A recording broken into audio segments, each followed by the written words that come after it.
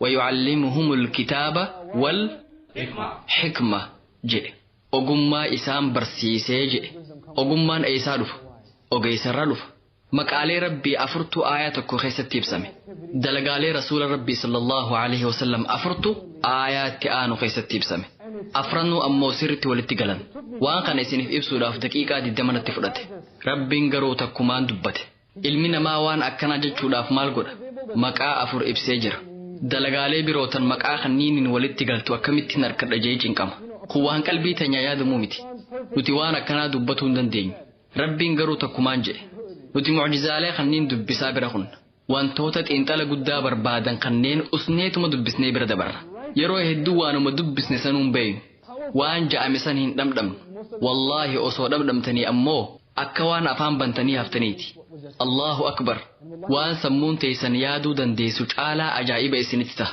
kun fakkeenya kiyya kan sadaffaati. You're left overwhelmed. This was that my second or my third exam? I don't have much work for you today. It's so easy. Amma fakkeenyota lamaatu nuuf hafe arraafoon ulfaataa isinitti hin finne haalaan salphaadha amma waa'ee xumura suuratul jum'aatiin isiniif hima gamasitti cahuun dura mee seenaa takkaan gurra isin buusa gaaf tokko ergamaa rabbi Muhammad sallallahu alaihi wasallam khutbaa jum'aa irra turan sahaabonni illeen ta'anii dhaggeeffataa turan mee ammaas jiddumaanuu wahiin isin yaadachiisa arraan tana adabni khutbaa jum'aa ittiin hordofnu kan akkamii akka ta'e nuti hundi ni beeyna telefoonni keenya banaa ta'uu qaba sagaleen isaa guddaa ta'uu qaba sagaleen itti yaamu ammoo kan muuziqaa 50 cent ta'uu qaba waliigallee sa'aa salaataa sanitti eenyu akka isiniif bilbilu beekuu baadhuus isin garuu namni wahii akka isiniif bilbilu waan barbaaddaniif telefoona banaa gootanii eeydan kanaafuu arraan tana adaba khutbaa jum'aa akkanaa qabna waan akkanaa kanatti nuti haalaan jajjaboodha. Alhamdulillah. Okay. So and we're pretty good at that, mashallah. Ammoo namoonni birootis ni jiran taqwaan isaan salaata keessatti qaban kan ajaa'ibaati sagalee telefoona isaanii wallee hindii yookiin muuziqaa biyya biroo godhatan eega isaan salaatatti seenaniin booda telefoonni wayita iyyu taqwaa ajaa'ibaa waan qabaniif harka isaanii qicha keessa kaayanii cufuun waan itti ulfaatuuf nutis wallee san guututti dhaggeeffachaa salaanna jechuudha. keessattuu yeroo zuhrii fi asrii haalaan nama bashannansiisan salaata sagalee qaqqabannee salaannu sanniin keessatti muuziqaa san khushuu'a ajaa'ibaatiin dhaggeeffanna. It's awesome. It's the best, you know. So we know the manners of the khutbah, or at least we're supposed to. Waan ajaa'ibaati adaba khutbaa kanaa kanneen ni beeyna seera biraa ammoo booda'aannee masjida seenuu qabna tarii wayitee imaamni ruku'aa lammadaa bu'uuf ta'u daftee dhaqqabachuu qabda seera joo qabna. kanaafuu ulaagaa xumura seenanii dura bahuu joo fayyadamna makiinaa ta'etis karaarra dhaabuudhaan namni tokkolleen akkasi duran baane godhuun ulaagaa amma hordofaa jirurraayi kuni adaba khutbaa amma hordofaa jiru. These are from the manners of the khutbah that you must follow. And all of you are mashallah familiar. MashaAllah isin hundinuu waan kan ni beeytan nuti musliimoota gaarii waan taaneef wantoota kanneen ni beeyna hayyee amma seenaa sanitti haa deebinu yeroo sanitti adabni khutbaa rasuulatti hin buufamne ture achi turuu qabdan taa'uu qabdan khutbaan qaama salaataa ta'uusaa wanni ibsu rasuulatti hin buufamne ture garuu sahaabonni achuma taa'anii khutbaa dhaggeeffataa turan nuti ammaan tana fooramii kanarratti hirmaachaa jirra agarsiisni adda addaa ammoo gaggeeffamaa jira arraan tana agarsiisa gosa garagaraatu jira agarsiisa kompiyuutaraa agarsiisa makiinaa ekspoowwan garagaraa ekspoo makiinaa ekspoo kompiyuutaraa ekspoo teknooloojiitu jira an taksaas irraa hin dhufe achi ammoo ekspoon qawweetis ni jira dhugaan isin hin jaa agarsiisa qawwee ni qabna taappellaa guddaa irratti ekspoo qawwee jaanii kan barreessan ni argitan isin rifaatuun makiinaa teessan saffisa guddaan ariitanii achi deemtan agarsiisonni akkanaa kunniin wayita qophaa'an namoonni hedduun daldalatuudhaaf bakka san dhaqan iddoo sanitti bakka meeshaa isaanii itti garsiisan qopheessan namootaan wal qunnamuun waliigalteewwan garagaraa raawwatan sababa saniif bakka san dhaqan garuu namoonni hedduun bashannanaaf jecha qofa dhaqan. Hey agarsiisa makiinaa tokkotu jira beenu haa daawwan feraarii tana biraan dhaabbadhaa footoo na kaasi waliin ja'an. namoonni gariin daldalaaf osoo hin taane suuraa ka'uuf jecha bakka san dhaqan achi dhaqanii bashannanan madiinaattis agarsiisa kanaatu ture yeroo sanitti jechuudha namoonni daldalaaf dhaqan wayita nabiin sallallahu alaihi wasallam khutbaa godhanitti sahaabonni ta'anii dhaggeeffatan agarsiisni ammoo dhumataa jira daldaltoota yeroo san jiraniif ammoo agarsiisa daldalaa sanirratti hirmaachuun haalaan barbaachisaadha. Yoo agarsiisa daldalaa kana dhaqqabachuu baatan waggaa 2 yookiin 3 booda malee waan hin deebineef meeshaan hedduun jalaa dabruu dandeessi. Khutbaa san namoota dhaggeeffachaa jiran keessaa gariin ammoo daldaltoota turan. Kanaafuu murtii takka murteessan. Sa'aa muraasa ni qabna. Hanga ammaatti salaanniin jalqabame.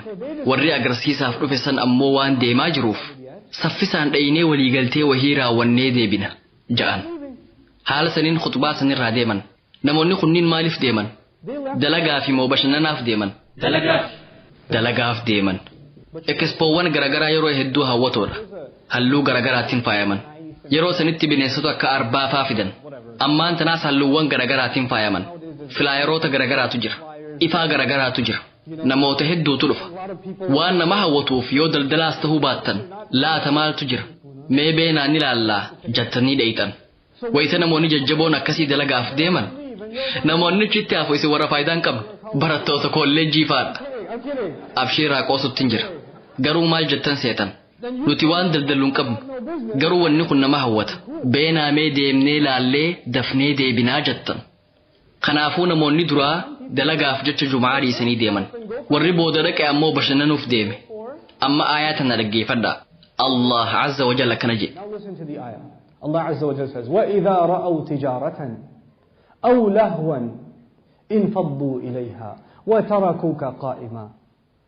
Hoggaa daldala tokko yookiin taphaa arkan sii dhaabbatee khutbaa qara'u dhiisanii si biraa yaa'an. Mee maaltu jalqabarratti ibsame? Naggada moo tapha? Naggadaa dura ibsame. Sababni isaa namoonni jalqabarratti ka'anii deeman taphaaf osoo hin taane maaliif deeman? Naggadaaf deeman. Carraan kun nu jala dabraa waan jiruuf dafnee dhaqqabatuu qabna ja'anii deeman. Ammaas dhaggeeffadhaa. Aayatuma saniin isiniif fixa. قل ما عند الله same آية قل ما عند الله خير من اللهو ومن التجارة. Wanni isaanin jettu sawaaba rabbiitu taphaa fi daldala irra caalaa. Wallahu khayrur raaziqiin. Rabbiin irra caalaa khawaa namaaf kannuuti. Rabbiin aayatuma tokko keessatti tartiiba jiru wal jijjiire. Wayita aayaa jalqabu naggadaa fi taphaaf jedhe. Boodarratti ammoo sawaaba rabbiitu taphaa fi naggada caalaa jedhe. Gaafiin as biratti kaatu. Rabbiin maaliif akkasitti jechoota wal jijjiire? Jalqabarratti naggada kan jedhu maaliif akka ibsame isiniif himeetiin jira. Mee maal ture? Namoonni jalqabarratti khutbaa dhiisanii bahan warra dalagaati. Lammadarratti ammoo namoonni wanni kun namatti tolaa beenaa haa deemnu ja'anii deeman. Aayaan sun itti aansuudhaan waa'ee daldalaatii miti kan dubbataa jiru. Ulaagaa muslimni jireenya isaa keessatti hordofuu qabu maal akka ta'e nuuf hime. Waa'een daldalaa himamee dhumee jira. Rabbiin itti aansee waa'ee jireenyaa walitti qabee nu barsiise. Muuxannoo jalqabaa irratti hundaa'ee jechuudha. Now Allah is going to teach us a lesson about life altogether based on that experience. Now, based on that experience. Mee amma wahiin isin gaafadha. Haqaan naaf deebisaa. Namni hundi daldalaadha? Miti. Garuu hundi namaa bashannana keessa jira. Ammaan tana hundi namaa daldala keessa hin jiru. Garuu gar tokkoonis haa ta'u kallattii biraatiin namni hundi bashannana keessa jira. Kanaafuu isa kamtu hunda walitti qabata. Kanaafuu Rabbiin waan ammaan tana ummata ibaadarraa shaakalaa jiru wayita ibsu maal jedhe? Qul maa cinda Allaahi khayrun min allahwi wa min attijaara. Wanni isaanin jettu sawaaba rabbiitu taphaa fi daldala caala. Wallaahu khayrun raaziqiin. Rabbiin irra caalaa khawaa namaaf kannuuti. Dubbii tana eegaan kaase. Waa'ee bareedina aayaa tanaa kan biraa kanin isiniif himuun qaba. Garaagarummaa tartiibaa hubattanii jirtaniimi? Waa'ee bashannanii nama shaakaluu kanaa wal qabatee yuunivarsiitii keessaan dalagaa ture. Dalagaan tiyyaas barattoota muslimaa gargaaruudha. Yeroo takka takkaas khutbaa jum'aaniin godha. Garuu kaampaasa guutuu keessa musliimoota 6 yookiin 7 qofaatu jira. Yeroo takka takka jum'aa irratti wayitaan salaataaf bakka san dhaqu nama tokkollee hin argu. Kanaafuu barattoota sanniinitti telefoonaan dha'a. Oo Kariim, an bakka salaataa saniin jira. Guyyaan ammoo jum'aadhaan ja'an. Innis dunquqqaawaa. Oo, yaa, okay. An amma xiqqoo biiziidha. Bar guyyaan jum'aadha yoon je'een beeke osoo asiriin hin gahiin hin dhufa naan ja'a. Isinitti himeetiin jira. Barataa kolleejiiti. Namoota dachii tanaaf haalaan barbaachisoo ja'aman keessaa isaan tokko. Kanaafuu namoonni karaa rabbiirraa wanni maqaa jiraniif bashannanaafi.